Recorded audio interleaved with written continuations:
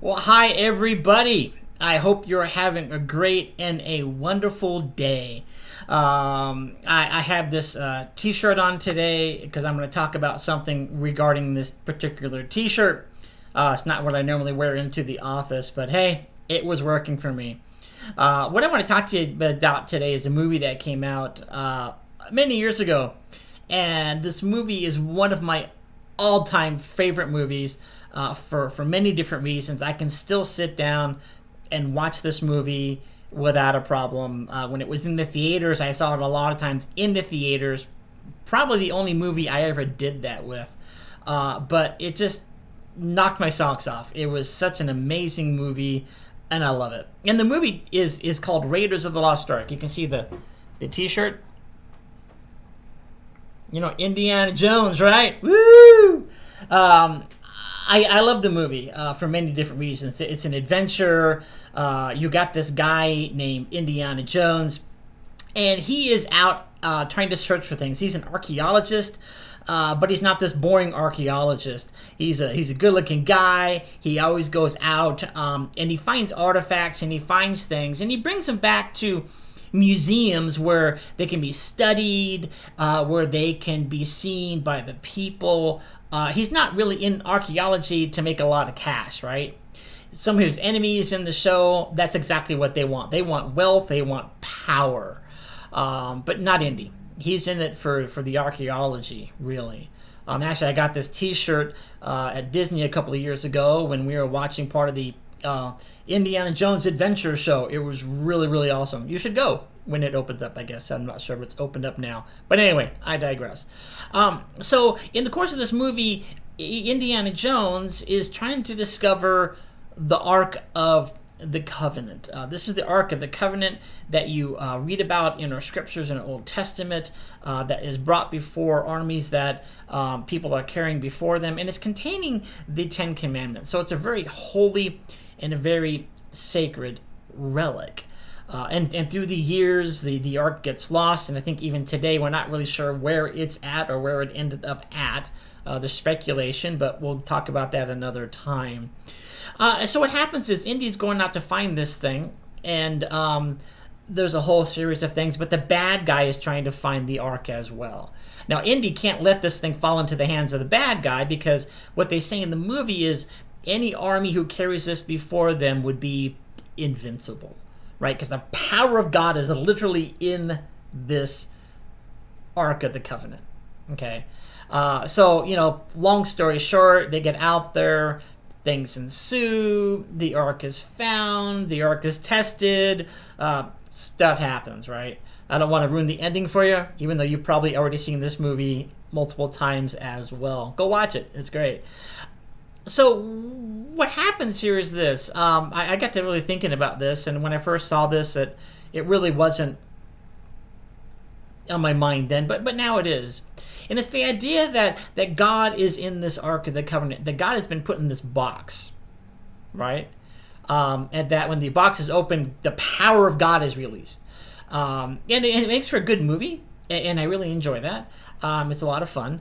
But I think the reality of it is I don't believe our God is in a box. I don't think we can put God in a box. It's got to be an awful big box to put God into it. Because you see, God is the creator of everything. God created the universe. He spoke and stars came out. He spoke and the world came into being. That is God. That is the power of God. God is everywhere all at once.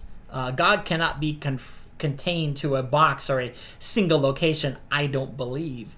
Because everywhere we look and everywhere we turn, we can speak to God. We can see God's work going on all around us.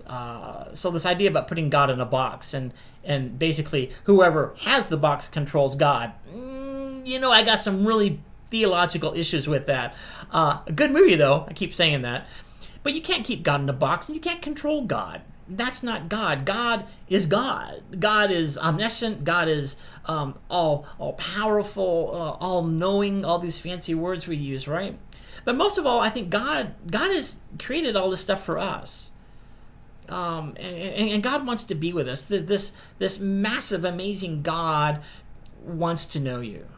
wants to know your heart. This amazing God of everything wants to sit down and have a cup of coffee with you is kind of how I see that. And he sends his son Jesus to us for that real reason, so Jesus can be with us, right? In flesh, to get to know us a little bit better. And we still have that opportunity, right? Because Jesus died, but he came back and he went up to heaven in bodily form. So Jesus is still there. And I hope one day I can sit down and I can have a cup of coffee with Jesus and just talk to him. What an amazing experience that would be, right? Because you can't put God and Jesus in a box. It just doesn't work that way. People have tried. It doesn't work. And quite frankly, if I can put my God into a box, I'm not sure that's a God I want to follow anyway. Because what kind of power would that God have? If I can put God in a box, then I'm in charge. Then I'm all powerful. And trust me, you don't want that. The world doesn't want that. What we need is to rely upon that fact that God is God. God is not in a box, but we don't have to go search for God either. We don't have to go on these great adventures to find the Ark of the Covenant to find God. All we have to do is look around us, and there's God. And it's so exciting to me that we don't have to go on these adventures. We just have to look around and just say, hey, God, I'm here. Are you there? And through that silence, God hopefully will whisper, yes, my child, I'm here. What do you want to talk about? I hope as this day goes on, as this weekend goes on, that you look around you and you really see God, that you're able to talk to God, that you know that God is here for you. God sent his son for you. And God just wants what's best for you. I believe that in my heart, otherwise I wouldn't be here today. And I hope and I trust that maybe you start believing it. If you don't, give it a shot this weekend. Really reach out and say, you know what, God, I need you and I love you. Can we sit down and have a cup of coffee and talk? And God hopefully will say, absolutely. I take my coffee with no sugar or no cream. All right.